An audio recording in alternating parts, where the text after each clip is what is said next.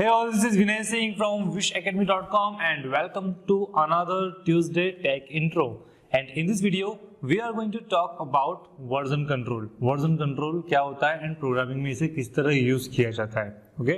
So version का मतलब होता है changes या updates. आपने देखा होगा किसी ऐप में कहते हैं कि इसका कोई नया वर्जन आया है, means new updates आए. So that is changes और updates.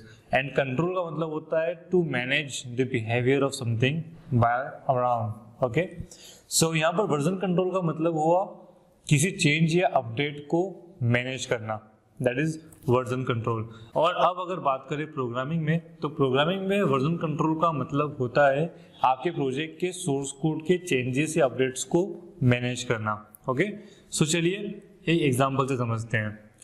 अगर आप किसी प्रोजेक्ट को बिना किसी वर्जन कंट्रोल सिस्टम के बनाते हैं तो उसमें एक डायरेक्टरी होती है, डायरेक्टरी के अंदर और डायरेक्टरीज होती हैं जो होती है प्रोजेक्ट से रिलेटेड, और कुछ फाइल्स होती है एंड फाइल्स के अंदर होते हैं सोर्स कोड.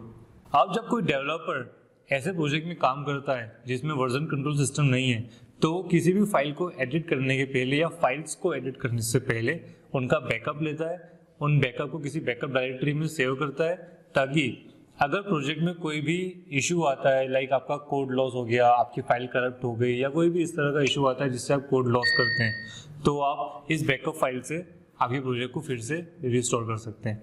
राइट सो ऐसा एक बार नहीं होता, ऐसा आप हर फाइल के लिए करते हैं. जिस भी फाइल में आप काम करेंगे उनका आप पहले बैकअप लेंगे, राइट, और आप ऐसा बार बार करते हैं. लाइक आपने आज एक मॉड्यूल पे काम किया, देन उसके बाद जब आप अनदर मॉड्यूल शुरू करेंगे तो फिर से इस फाइल का बैकअप लेंगे. तो इस तरह से एक फाइल का कई बार बैकअप होता है और कई फाइल्स के इस तरह से बैकअप होते हैं. तो इस तरह से हमारे पास बैकअप डायरेक्टरी में बहुत सारी फाइल्स हो जाती हैं जो प्रोजेक्ट से रिलेटेड होती हैं. ओके एंड हमें पता नहीं होता कि उनका यूज कब होने वाला है. सो एक तरह से ये अननेसेसरी स्टोरेज होता है बट इम्पोर्टेंट होता है.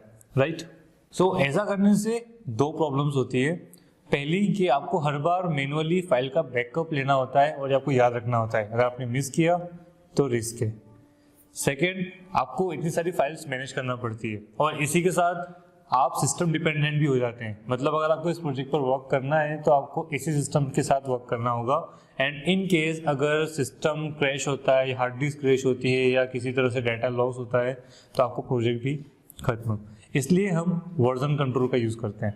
ओके अब आप अगर किसी प्रोजेक्ट को वर्जन कंट्रोल सिस्टम के साथ बनाते हैं तो आपको दो रिपोजिटरीज मिलती हैं.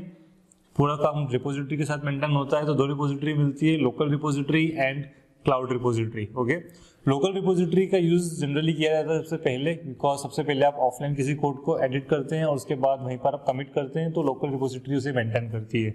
देन उसके बाद उस कोड को क्लाउड रिपोजिटरी पे सेंड किया जाता है. तो सबसे पहले समझते हैं लोकल रिपोजिटरी को. ओके लोकल रिपोजिटरी जब बनती है तो आपकी जो लोकल रिपोजिटरी होती है वो एक्चुअली आपके प्रोजेक्ट का रूट फोल्डर होता है. ओके एंड इस रूट फोल्डर के अंदर एक हिडन फोल्डर बनता है जिसके अंदर पूरा रिवीजन या पूरी हिस्ट्री या पूरे वर्जन्स को मेंटेन किया जाता है. फॉर एग्जांपल अगर आप गिटहब यूज करते हैं तो आप हिडन फाइल्स अगर देखेंगे तो वहाँ पे .git नाम की डायरेक्टरी बनती है. इस डायरेक्टरी के अंदर आपकी पूरे वर्जन्स को कंट्रोल किया जाता है. सो कब किया जाता है, जैसे ही आप किसी फाइल में कोई चेंज करते हैं देन उसे आप कमिट करते हैं तो आपकी रिपोजिटरी का एक स्नैपशॉट लिया जाता है और उसे एक कंप्रेस्ड वर्जन में इस गिट फोल्डर में सेव कर दिया जाता है.